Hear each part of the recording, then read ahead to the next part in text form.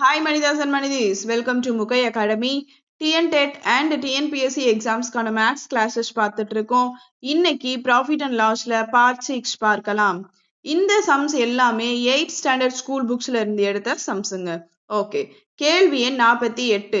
ஒரு பொருளின் மீது வழங்கப்படும் இரு தொடர் தள்ளுபடிகள் முறையே தள்ளுபடிகள்னு சொல்லியிருக்கிறாங்க. எவ்வளோ? 25% மற்றும் 20% எனில் இதற்கு நிகரான ஒரே சமான தள்ளுபடி சதவீதத்தை காண்க. தள்ளுபடி சதவீதம் டிஸ்கவுண்ட் பெர்சன்டேஜ் கேக்குறாங்க. டிஸ்கவுண்ட்ஸ் வந்துட்டு நம்மளுக்கு கொடுத்துருக்காங்க. சோ இங்க டிஸ்கவுண்ட் மட்டும் தான் 2 கொடுத்துருக்காங்க, வேற எதுவுமே கிவன்ல கொடுக்கல. அப்ப இதை எப்படிங்க எடுத்துக்கலாம்? -25 -20ன்னு எடுத்துக்கலாங்களே. நம்மளுக்கு கொஸ்டினை பொறுத்த வரைக்கும் 2% மட்டும் கொடுத்துருந்தாங்கன்னா ஃபார்முலா நம்மளுக்கு தெரியும். x + y + xy/100 அதுல போய் சப்ஸ்டியூட் பண்ணுங்க. தள்ளுபடின்னு சொல்லிட்டனால நம்ம இந்த 25 20 எப்படிங்க எடுத்துக்கலாம்? -25 -20ன்னு எடுத்துக்கலாங்களா? போய் ஃபார்முலால சப்ஸ்டியூட் பண்ணுங்க.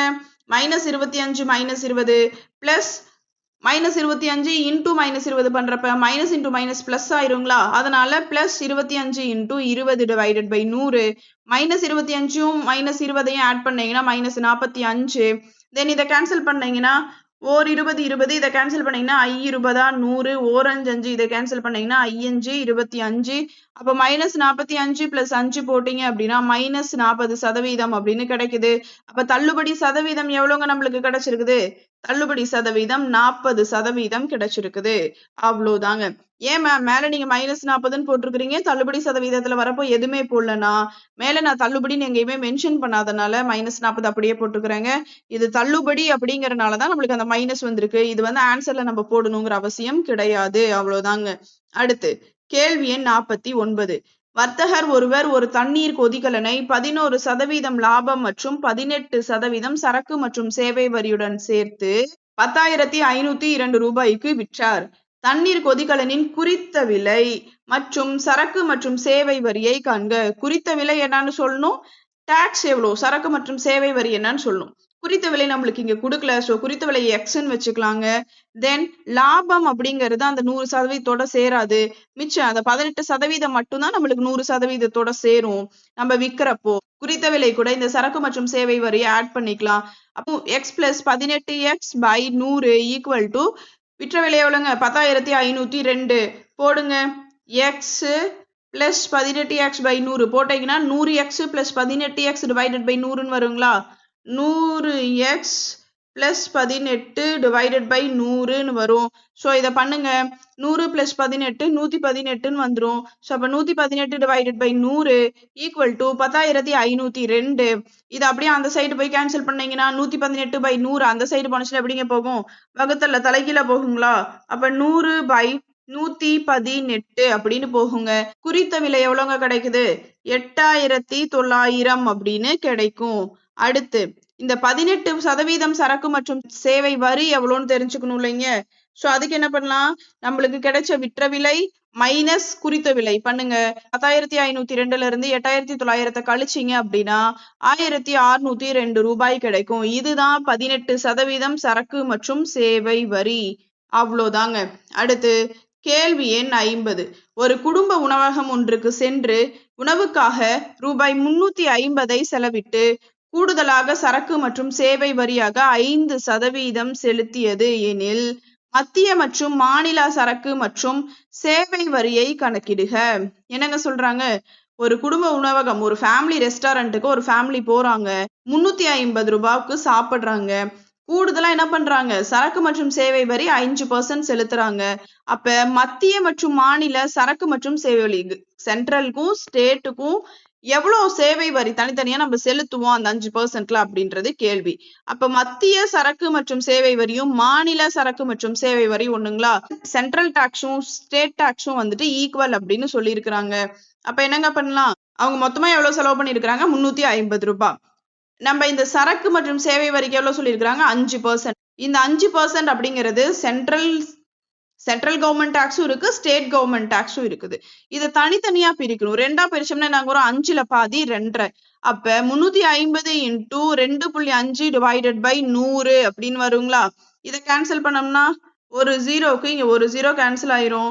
2 5 10, இங்க கேன்சல் பண்ணோம்னா 7 5 35. 7 இன்டூ 2.5 பண்ணி பாருங்க. 5 35க்கு 5 மிச்சம் 3 தென் 2 14 14 3 17 அப்ப 17.5 அப்படின்னு வருங்களா. இப்போ டிவைடட் பை 2 ஒன்று இருக்குங்களா, இதை பண்ணுனீங்கன்னா 8 2 16 மிச்சம் 1 15 வரும். அப்போ 7 2 14 மிச்சம் 1 வரும். 0 சேர்த்தணும் அப்படின்னா I 2 10. அவ்வளவுதாங்க. அப்போ மத்திய மற்றும் மாநில சரக்கு மற்றும் சேவை வரி எவ்வளோங்க வருது, சென்ட்ரல் டாக்ஸும் ஸ்டேட் டாக்ஸும் தனித்தனியா எவ்வளவு வருதுன்னு பார்த்தோம்னா ரூபாய் 8.75 அப்படின்னு சொல்றாங்க. அவ்வளோதாங்க. நம்மளுக்கு இந்த சரக்கு மற்றும் சேவை வரியை பொறுத்த வரைக்கும் ஒன்னா சொல்லுங்க, government central government state government சேர்த்து நீங்க எவ்வளவு கட்டுவீங்கன்னு சொல்லியிருந்தா நம்ம 5%லயே வச்சு சம போட்டிருப்போங்க. 350 × 5/100 அதை வச்சே போட்டிருப்போம். ஆனா இவங்க என்ன கேக்குறாங்க, தனித்தனியா கேக்குறதுனால அந்த 5 2ஆ பிரிச்சு 2.5ன்னு வச்சு 350 × 2.5 டிவைடட் பை 100ன்னு போட்டு ₹8.75 அப்படிங்கிறது தான் மத்திய மற்றும் மாநில சரக்கு மற்றும் சேவை வரி தனித்தனியா நம்ம கட்டுறோம் அப்படின்னு சொல்லியிருக்கோம். அவ்வளவுதாங்க.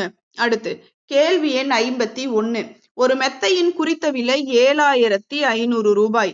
இதற்கு 2 தொடர் தள்ளுபடிகள் முறையே 10% மற்றும் 20% என வழங்கப்பட்டால் வாடிக்கையாளர் செலுத்த வேண்டிய தொகையை காண்க.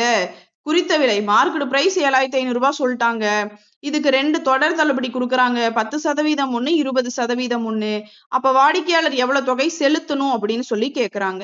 நம்மளுக்கு இங்க 2%ன்னு கொடுத்துட்டனால x = -10ன்னு எடுத்துக்கலாங்க, y = -20ன்னு எடுத்துக்கலாம். ஏன் மைனஸ்ன்னு எடுக்கிறோம், ஏன்னா இது தள்ளுபடி, அதனால மைனஸ்ல எடுத்துருக்கிறோம். அப்ப ஃபார்முலா என்னங்க, x + y + xy/100 போய் சப்ஸ்டியூட் பண்ணுங்க.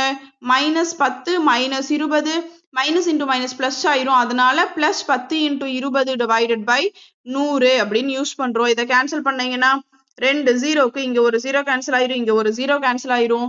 -10 -20 போட்டீங்கன்னா -30 + O 2 2 -30ல 2 போயிருச்சு அப்படின்னா -28ன்னு வரும். நம்ம என்னங்க பார்த்துட்டு இருக்கோம், தள்ளுபடி சதவீதம் தானே பார்த்துட்டு இருக்கோம். அப்ப மொத்த தள்ளுபடி சதவீதம் எவ்வளவுங்க நம்மளுக்கு கிடைச்சிருக்குது, 28% அப்படின்னு கிடைச்சிருக்குது. இந்த 28% கொண்டு போய் 7,500 கூட மல்டிபிள் பண்ணுங்க. அப்ப 7,500 × 28% எப்படிங்க எழுதலாம், 28 டிவைடட் பை 100ன்னு எழுதலாங்களா. பண்ணுங்க. இங்க 2 0க்கு இங்க 2 0 கேன்சல் ஆயிரும். ரிமைனிங் என்னங்க இருக்கு, 75 × 28 இருக்குது. அந்த ரெண்டையும் மல்டிபிள் பண்ணீங்க அப்படின்னா 2100 அப்படின்னு கிடைக்குங்க. இப்ப அந்த குறித்த விலை கூட இந்த 2100 தள்ளுபடியை போய் மைனஸ் பண்ணீங்க அப்படின்னா ₹5,400 கிடைக்குது.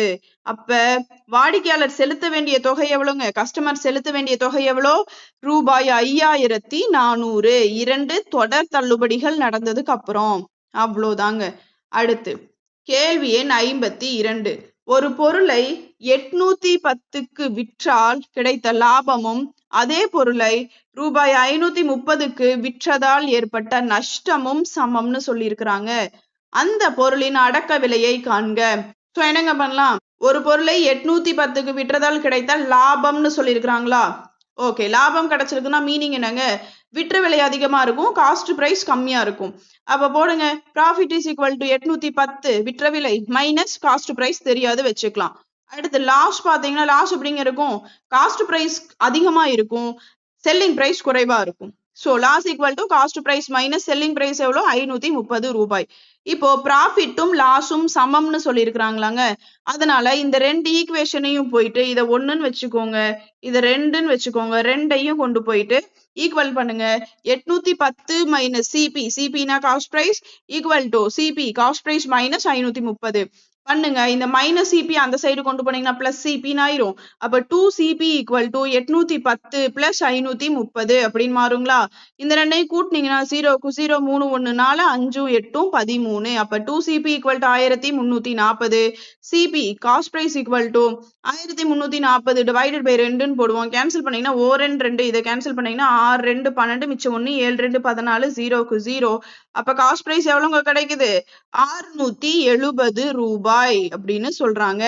ஒரு பொருளை 810க்கு விற்றதால் கிடைத்த லாபமும் அதே பொருளை 530க்கு விற்றதால் ஏற்பட்ட நட்டமும் சமமெனில் அந்த பொருளின் அடக்க விலை எவ்வளவுங்க, ₹670. அவ்வளவுதாங்க.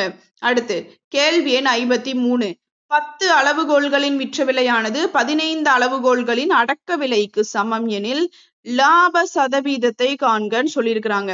அப்ப 10 பொருட்களின் விற்ற விலை, நான் விங்கிறது விற்ற விலை எழுதியிருக்கிறாங்க. 10 பொருட்களோட விற்ற விலை ஈக்குவல் டு 15 பொருட்களின் அடக்க விலை.